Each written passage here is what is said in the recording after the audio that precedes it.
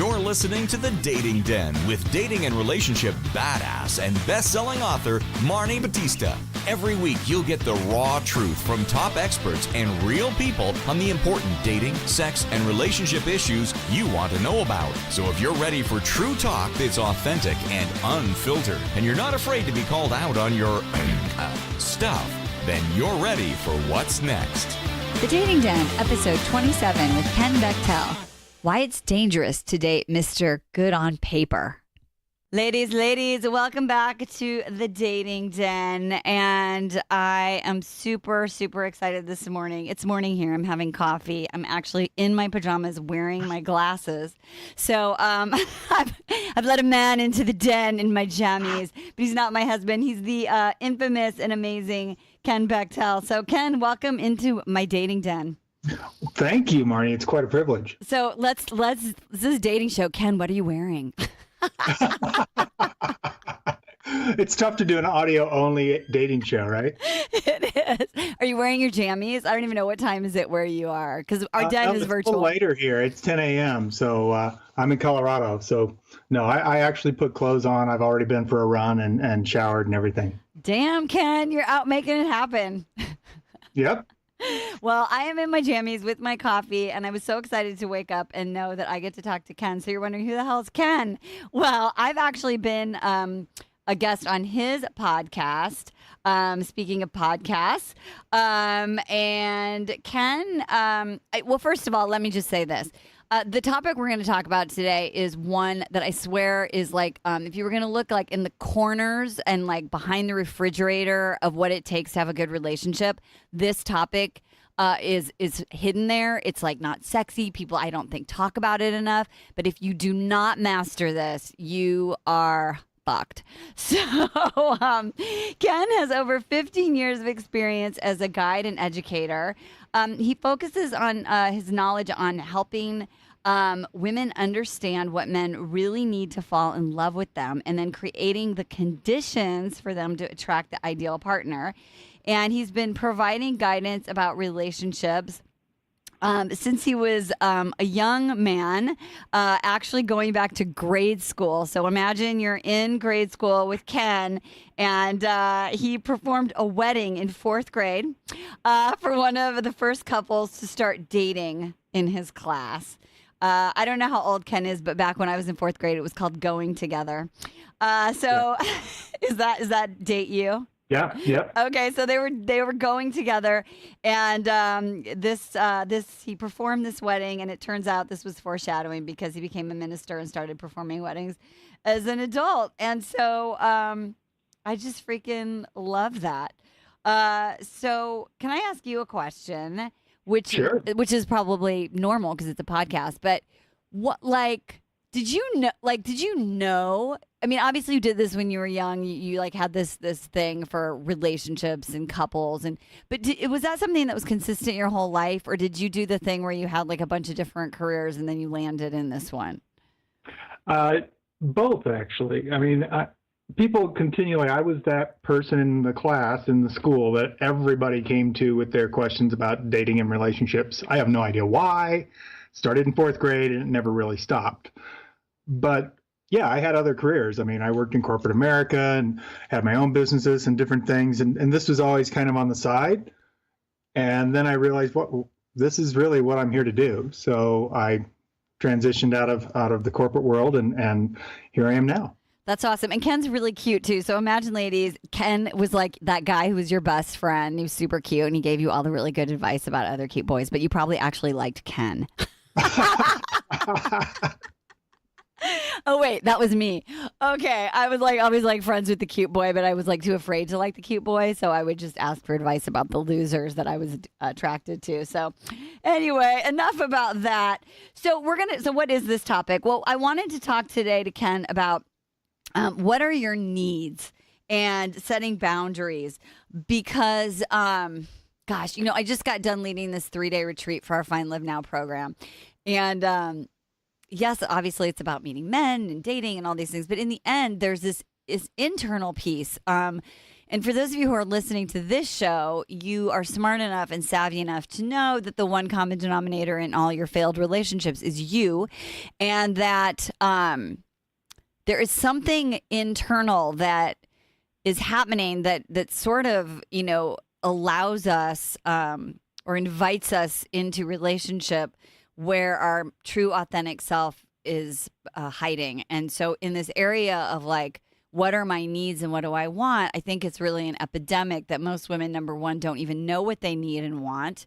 They know what they think about it and they have an opinion about it, but they don't really understand at this core level, like, I have a need and it's okay for me to have a need, and then I get to express it and then I get to set boundaries around it. So I thought I would bring in Ken to help us master this. So let's just start right at the beginning. And I don't know if you have like a common situation, maybe from one of your clients or someone that you've worked with, but like what's a typical problem, that is a result of not knowing what your needs are? And then how do you actually go about getting clear on what those needs are? Yeah, that's a great place to start, Marni. And, the biggest problem that I see, and it's not individual, it's very broad-based, is so oftentimes the women I work with or talk to are in relationships that I call maybe land. And this is where, there's some good times, but for the most part, when somebody says, how's it going? They're like, oh, it's okay. It's all right. It's fine.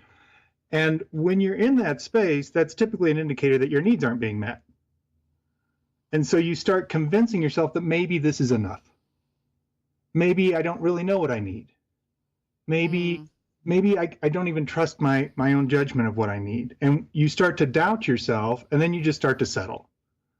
And that's the place where, eventually you get to the point where you're like, I don't even know why I'm in this relationship. Yeah, totally.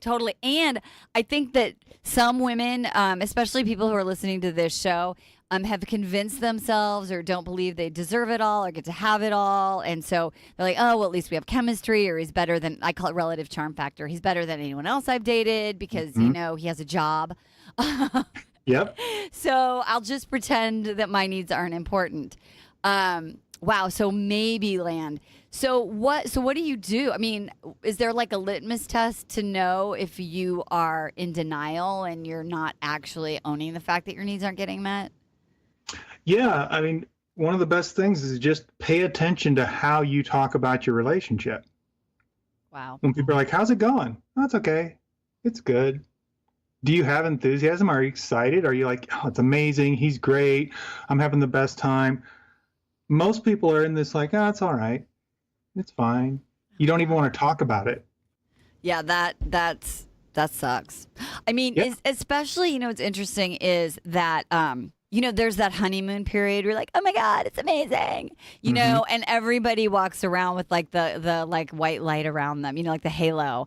And then you get into like, actually sharing your life together. And I think that's when, like at the beginning part, you just sort of brush your needs. Especially, I think a lot of women that we work with, and I know for sure are listening and hang out in the dating den, are caretakers and people pleasers. Mm-hmm. So actually, they're like, oh, it doesn't matter what whatever makes him happy, that's what makes me happy. Until you start to get resentful, right? I mean, what happens if you don't actually ever deal with this? Yeah, no, exactly. And I'm glad you mentioned, caretakers and pleasers, because it's one of those behaviors that happens where you certainly, if you're a pleaser, you're going to put yourself last automatically. And so you don't even think about your needs because there's always somebody else's need that needs to be taken care of first. And there's this myth that once he's happy, you'll be happy. But the trick is that I was going to say that's such he bullshit. Can't be happy if he doesn't have a role in your life. And he's a born provider, which means he needs to know what your needs are so he can provide them. So unless you have needs, he has no role. Nobody's happy. Yeah, that's so true. And, I just want to say this to all the people pleasers out here. Like, and I'll just tell this brief story. I was last February, actually, so it was a while ago. I was shark cage diving, which was like probably one of the most scary things I ever did. I was with my husband, my kids, my brother-in-law, and we went down in the cage, and I did my turn, and I was like, oh my god, and it took me so long to like just chill out. And there was what they call the drive-by. So the shark just kind of swims by. You know, it was kind of far away, but kind of close. But it was just a drive-by. Anyway, bottom line is there's extra time. And I could have a second turn. You know, and what do I do? Like, because I'm a people pleaser by nature, without even literally a pause. I was like, oh, no, Ben, you can go. I said to my brother-in-law. And so they went, and I sat on the deck, and I was like, oh my God, I actually totally wanted to turn. Why? I just did that. I just do that all day long with not only like relationships of like intimate relationships with friends and people. So I just want everyone to listen, like, just notice how this people pleasing shows up in all areas of your life, because sometimes you're doing it without even realizing it, but the pain just shows up when you're in a relationship. Yeah, that's a great example, because it's all day long. All day long. Okay, so what we're going to talk about here, ladies, just FYI then, is just not about like your man. It applies to all areas of your life. Okay, so question. What is the best way then to go about getting clear on what your needs are? Well, the way I always use, and it's kind of a roundabout way to get there, is it's really kind of a 3-step process. And the first thing you have to recognize is that if we're talking about, you know, dating and finding that ideal partner, if you think of like the concept of a Mr. Right, most of us think Mr. Right is a person. Mr. Right is actually an experience of having your needs met.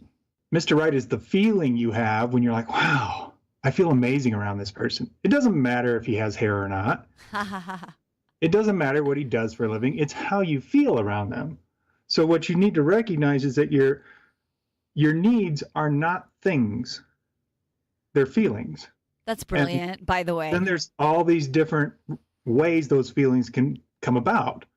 But it's when we focus on what's the feeling I have that feels like, oh, I feel really happy, or I feel really safe, or I feel respected. You don't care what format that shows up in.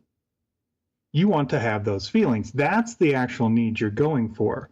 So the way to get to that is, first, you start as far away from that as you can, which is you start thinking about what are the things I'm complaining about in my relationships. And then you ask yourself, well, okay, I know what I complained about. What would I have preferred to have instead of what I received? So what would I want instead of that thing I complained about? So for example, let's say your complaint was he was always late. So what you would have preferred was that he was punctual. He was on time. Great. So now you know what you'd prefer. Now the question is, well, what's the feeling I have when he's punctual? How does that make me feel? What does that provide for me? So maybe it makes you feel respected, or like you can trust him, like you can count on him, whatever it is for you. That third thing, what it provides for you, that feeling, that is your need. That's awesome. So when I was dating, I had this situation, and I would do this thing. And so ladies, like, you totally feel me. I'd be like, it's cool. I need to do my nails anyway. Like, if I'm going to be like, it's cool. I need, I could just pay those bills. I could just, I wanted to read that one chapter of my book. And I totally would think, well, he's driving from so far away. I mean, it's so nice that he's like driving all the way across town. Like, so we bullshit ourselves out of the need. So how do you, so the feeling that I would have is mad or sad or frustrated, right?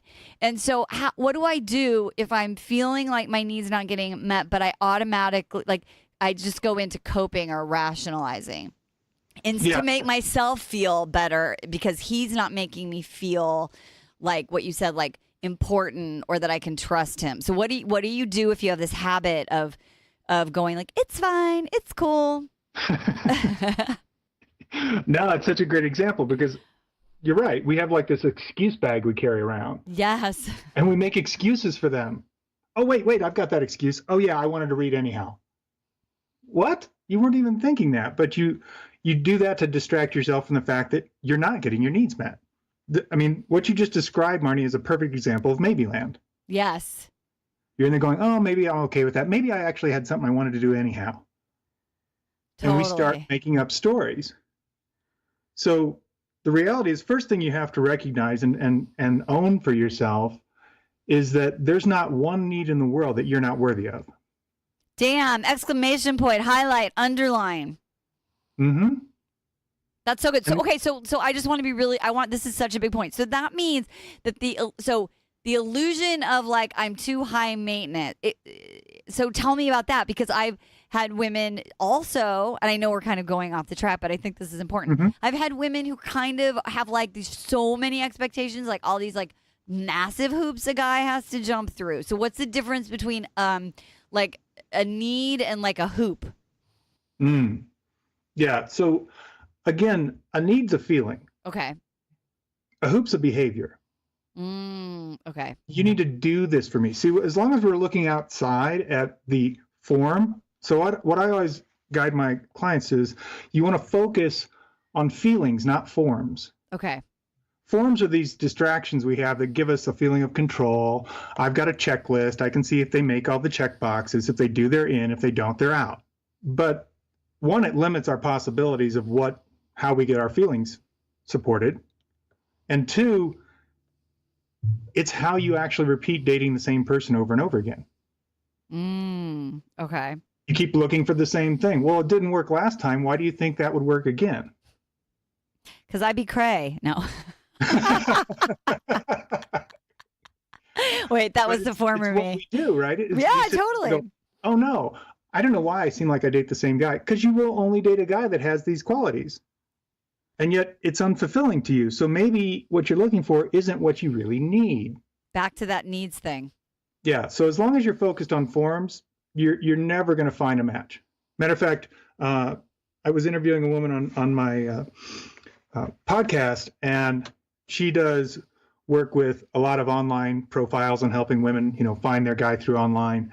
And she said at least 80, probably closer to 90% of the women that had found their spouse through her service, the first time they looked at the profile of the man they eventually married, they all said, he's not my type. Oh my God. I think that's true of my clients too. Oh my God. They were going to walk away from their perfect mate.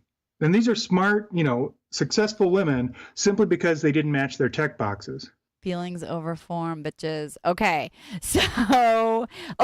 So this is, first of all, this is brilliant. I swear if I was single, I would like download this episode on my phone, keep it forever, and listen to it before I go on every single date to make sure that I am looking at the right things and focusing on feelings. Okay. Just a little advice for me. Okay. So let's go back to my example. So he says he's going to be late. I'm feeling, so I was feeling in that moment, like I was feeling unimportant, and I was feeling, I think unimportant and mad, and also scared, because in this situation, and I think for a lot of women, why they go to maybe land is because he has potential and there's a lot of things I like about him, and we have great chemistry.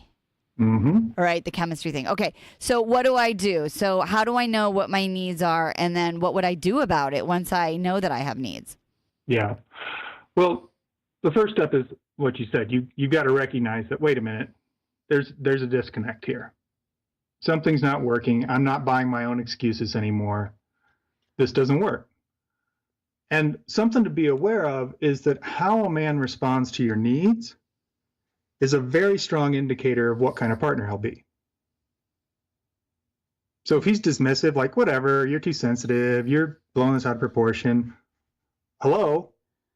Yeah. Pay attention to that. Totally. Especially if it's when you're first meeting a guy, because you got to remember, when a guy's trying to get you to go out with him or get the relationship started, he's bringing his A game. That's his best. There's no reason to give him an excuse of, oh, maybe he's this. No, that's the best he has. He's not like, oh, I'm just going to half-ass try and get her to go out with me. That's not how it works. So we come up with these excuses. I had one of my clients the other day said, well, I think he was just, excited to get to know me, but he kept interrupting her and it was driving her crazy. And she came up with all these excuses. I said, you've known him for 2 minutes. Maybe that's how he is. You don't know. You're just trying to make it okay for him to be rude. Wow. As opposed to saying, hey, I don't enjoy that. Why do you keep doing that?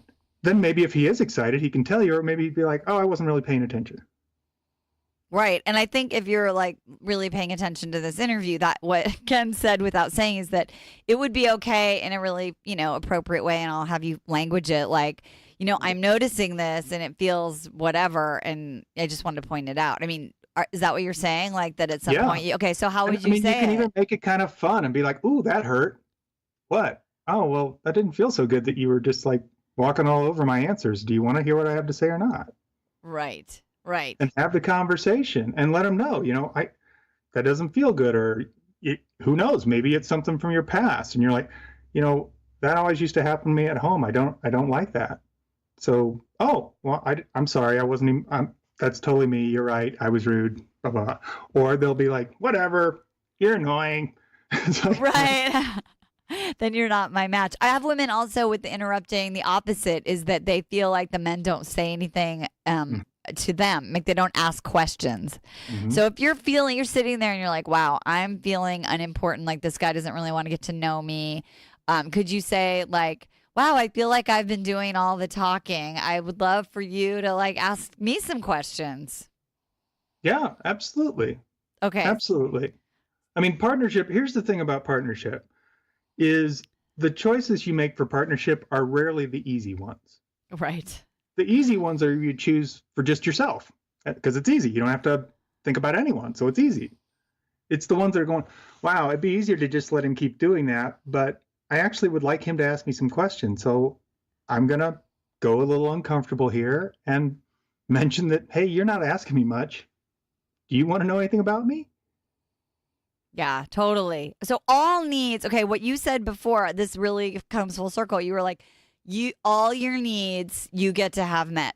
You're worthy of having all your needs met. So there isn't any that are like too little or not important, or you should just discard him because maybe he is nervous and he doesn't realize that he's interrupting or that he's doing all the talking because he's nervous or uncomfortable. So the only way to find out is to express. Yeah, because he's never going to guess that you're not happy about it because you're sitting there with a smile on your face. Exactly.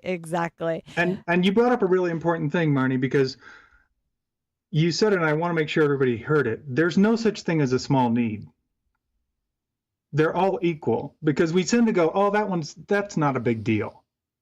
I had a client doing this the other day. She kept saying, well, that wasn't a big deal. I'm like, do you know how many big deals it takes to make a big deal?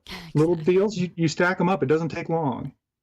Exactly. And that's actually where we suddenly become defensive, or this little thing happens again and we blow up. And the guy's like, what happened?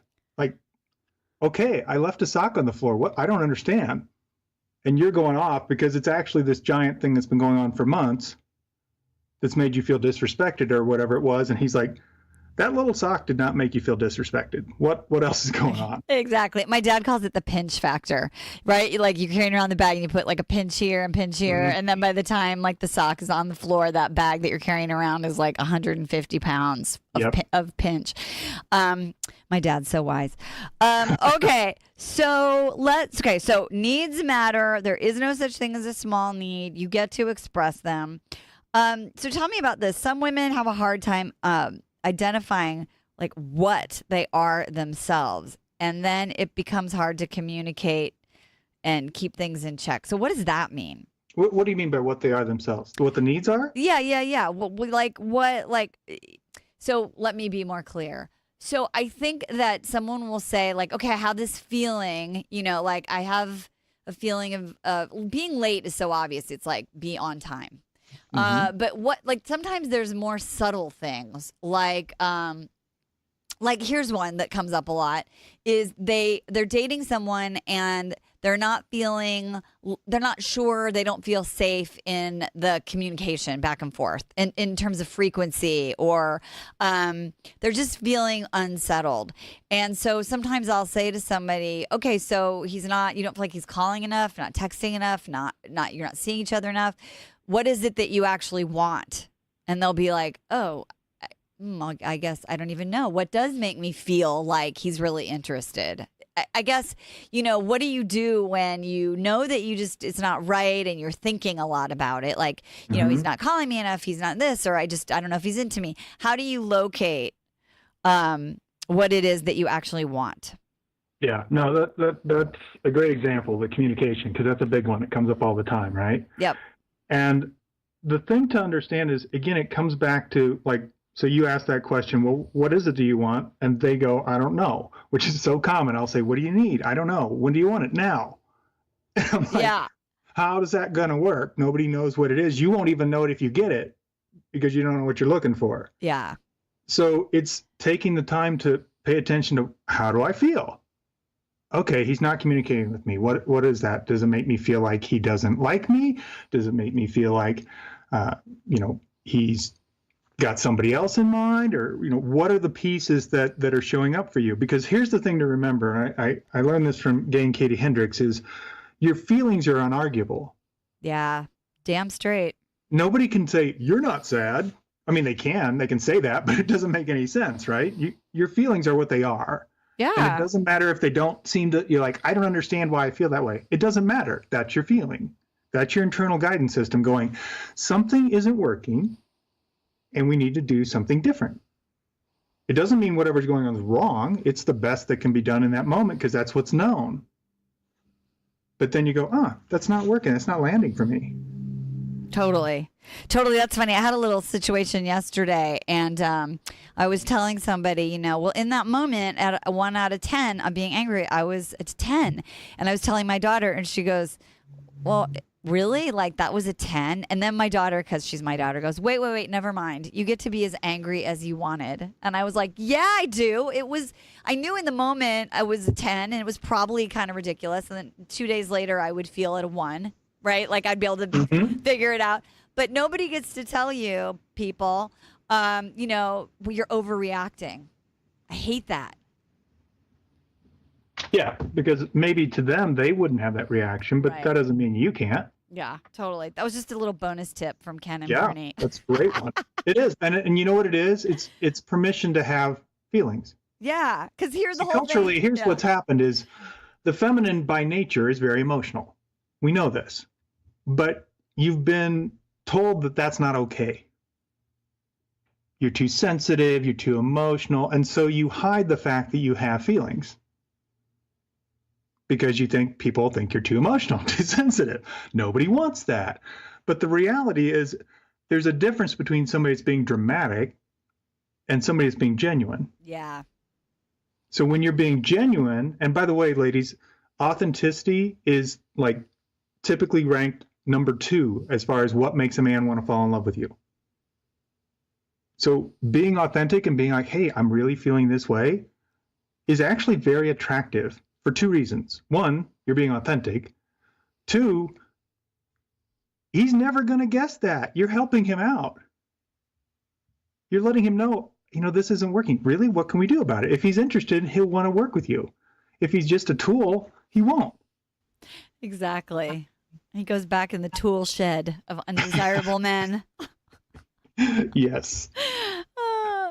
Okay. So before we end, I want to make sure we talk about boundaries. Yeah. Because honestly, like I said, I was doing this retreat and almost every single person was like, I suck at boundaries. Again, a lot of people pleasing, but just really feeling uncomfortable. So you teach ladies how to do boundary setting. And I heard a little bird told me, our producer told me you have a great exercise on how to practice setting boundaries. Well, the thing about boundaries, Marni, and you're right, virtually every woman I've ever encountered says they suck at boundaries. And there's a hardwiring in the feminine that basically leads to that discomfort with boundaries. And what the discomfort is, the feminine by nature thrives on connection. It feels safe when you're connected. Well, most women, when I ask them, describe a boundary, they're like, it's a wall. Well, a wall doesn't create connection, it creates separation. So why would I want a wall in my life? It's counter to what I'm drawn to. So it's terrifying. It's very uncomfortable to put a boundary out there. Right. As long as you're viewing them as walls. The thing is, boundaries aren't about defensiveness. Boundaries are about ownership. I mean, think about the boundary around, the state line. It's not keep Nevada out. This is the edge of California. This is the edge of Nevada. It's just ownership. Right. So when you view it from ownership, the way I always envision it is instead of envisioning you're putting up a wall when you create a boundary, look at it as it's a picket fence around your yard.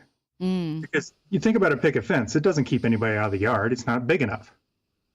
But it tells them where your space starts. What's the space I need to feel safe, to feel able to express myself, to feel comfortable, whatever it is. You can still talk to your neighbors when they walk by. You can have all those interactions you want.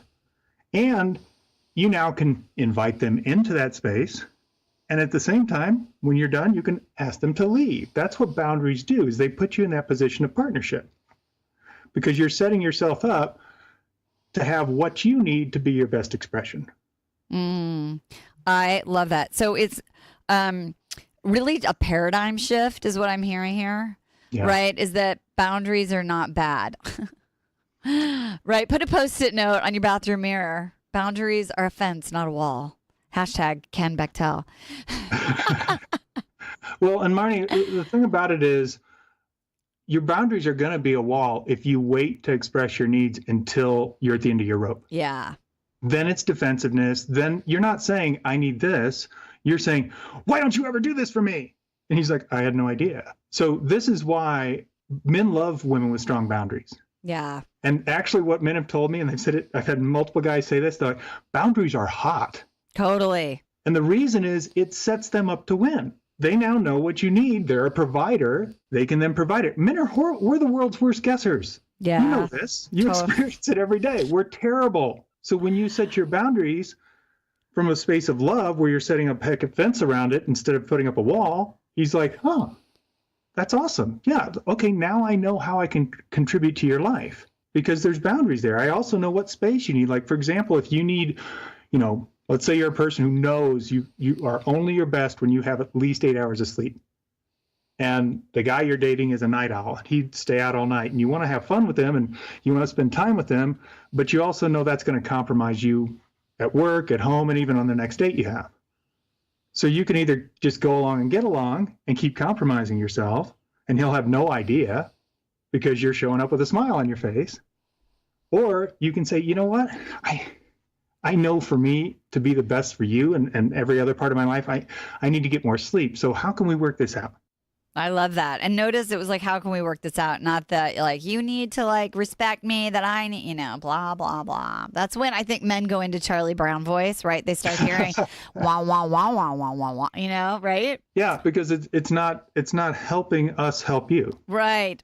See, yes, helping us help you. My husband, I'll never forget this moment. We're sitting on the couch. I can't even remember. I think we were with the kids.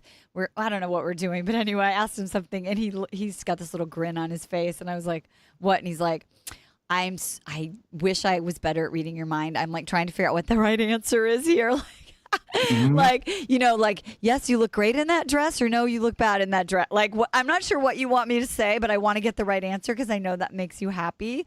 Like, to that extent, like men are so just wanting the boundaries. Like they want to know the rules, quote unquote, so that they can kind of be a provider, like you said. Yeah. And again, the boundaries aren't about, you need to do this for me. It's what do you need to be your best self? Because clearly he wants to experience your best self. You want to be your best self. So he's never going to know what you need. You need to let him know. Totally. And it may take some tweaking where he's like, okay, I did this. And you're like, that's good, but it's not exactly what I was thinking. And by the way, ladies, the way to get a guy to take action is appreciate him for what he did so far. Totally. It doesn't mean he did it right. You can go, that was really great. I appreciate you doing that. Well, we'll make it better next time. So you just told him, thank you. That was wonderful. And we can even make this better. And you set him up to win. Guess what he's going to do next time? The thing you told him. But if you skip the appreciation, he'll feel like, I already screwed up. Why do anything else? Totally. He's crushed. He won't have any motivation and energy to do the next thing. So you've got to start with the appreciation first, and it's got to be genuine. It can just be like, hey, it was great to see you this afternoon. It doesn't have to be, I loved everything you did, because clearly you didn't. That's why you're wanting to enhance it. That's so good. My husband made me smoothie the other day, and I was like, I did that. I was like, oh, it's so sweet you brought me this smoothie. Like, I love that. I go, you know what? I'm trying not to eat bananas, so will you not put bananas in the next one? And he was like, oh, I forgot, baby. I'm sorry. But like, I knew, like, it was so nice that he made me a smoothie with my coffee. And so I wanted to make sure that he knew that need. So I love the way you make it so simple. It's appreciate first, and then it's like, and then correct, or then say what would make me happy would be. Then you set him up to win and get what you want the next time. I freaking Because you love could it. have easily in that situation been like, I'm not eating bananas. Right. Well, honestly, like, look, I'm just going to be honest because we're in the dating den. Like, my default or my natural thing would be like, I can't believe you can't remember that I fucking don't want bananas. Like, how many times have I told you? Right. Like, because we've had the banana conversation. That, like, when I'm not being mindful, conscious, loving, and my highest self, that's the default. And I think for just so many of us, we are sort of unconscious in that. And so we have to be mindful. And when you're in partnership and you're trying to create attraction and fall in love and maintain love, we want to be mindful as much as possible because you're all about creating partnership, right? I mean, that's your zone. And so it's a creation. It sounds like from what you're saying, like every action has an opportunity to be in the creation of partnership or in the dismantling of partnership. Yes. And your example is such a great one because, the default is, we've talked about this so many times, but what you have to remember is, one, pay attention. Is he bringing this to you with is he trying to be a jerk or is he trying to be kind and loving? And it's like, okay, so he probably forgot. I know he didn't remember, because the thing you have to remember is your needs aren't his needs in the same way, because he's not having the visceral experience of your need. He can understand it intellectually. Oh, you need to have this or that, but he doesn't understand what it does for you on a visceral level. So when it's visceral, you don't forget it. When it's just intellectual, it's just another data point, and maybe he was, he doesn't remember exactly, the banana thing, that's right, we've talked about that, sorry. He doesn't have the visceral connection to that need that you do. So don't be surprised when you have to remind him. Totally. Because it's not his experience the same way it's yours. Now, of course, you're going, how would you not know this? I feel terrible when I eat bananas. How does he know that? He doesn't have the visceral experience. I always related to, it's just like if, as a woman, you continually sat there, and some women do this, by the way, can't understand how men don't understand how you feel during your period. There's no way he will ever know. He can understand it intellectually, he can have read about it, he can have heard from you, but he will never have that experience. It's the same thing with your needs. He's never going to have the same relationship to your needs that you do. He can appreciate them, he can support them, but he's not going to have the visceral experience that you do. And that's the big difference. Oh my God, Ken Bechtel needs to come and be in all our living rooms and then be like, remember, he doesn't understand the visceral. Because I think we all, in life, we forget that every other person on the planet is not seeing, feeling, experiencing exactly what we are. And then that's when we get so pissed off at people. Okay. So do you have an exercise or anything about practicing? I want to make sure we get that about practicing setting boundaries. Yeah. The biggest thing for boundaries is really knowing where you're coming from. Okay. And boundaries need to be set early, because the later you wait, the more energy there is behind them. So they're more likely to be a wall than a fence. Okay. So what you want to do is, again, it's paying attention to the feelings. It all comes back to your feelings, which is funny because, again, culturally, you've heard all this stuff about, that's not important. You need to intellectually understand how to do this. It's like, if you just pay attention to your feelings, you will be a rock star. Yeah. And express them and know that they don't know your feelings. So you have to share those with them. And, it's funny. One of the things that I do with my clients a lot, because a lot of times what we do, we get so caught up in strategies and techniques and checklists and all this kind of stuff. And it's all very intellectual. And I'll notice with my clients a lot of times, I'll ask them something. And I don't know if you do this, Marni, I've been known to do it too, is I'll literally look up, like I'm looking into my head for the answer. Yeah, we totally do that.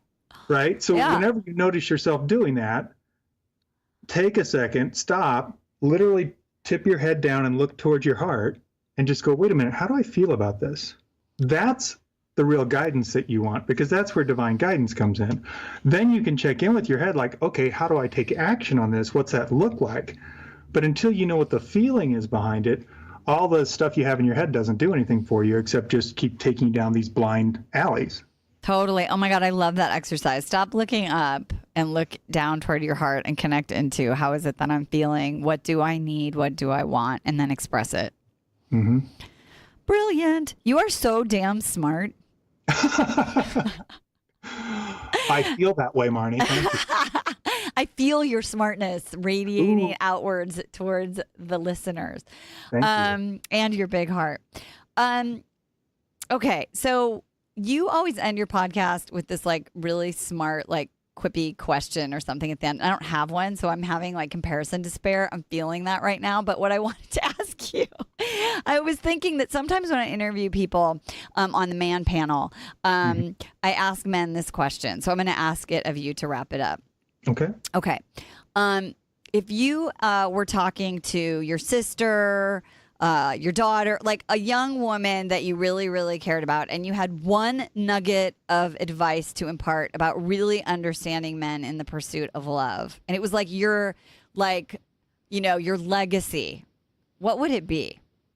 I like that you don't ask small questions. I think the thing I would say is the more you can maintain the awareness that men and women are inherently different, and that's so that we can work in harmony. But if we try and make them like us, that's where we start conflict. Wow, that is so deep. That is so deep. I'm making my children listen to this episode. I don't make them. I encourage them to listen to every episode. So the other day, by the way, Ken, I'm going to get a text. I know it's going to happen. My daughter's like, I'm listening to the screaming orgasm episode. She's like, it's good. It's weird to hear you say the word orgasm, but it's good. So I promise you, they're going to be like, I'm listening to the boundary episode. That's funny. It's weird to hear you talk about bananas. No. You're really not eating bananas? I didn't know that. Exactly. Ken, I love having you in the dating den. Will you come back? Except next time you have to wear your jammies. Okay. I will do that. Okay. Awesome. Ladies, thank you for listening. If you want to find out more about Ken and get more of his brilliance, for sure, listen to his podcast. All the links, all the info on Ken are in the show notes. I love you all. Go out there and date with some damn dignity. We'll talk to you soon. Bye-bye.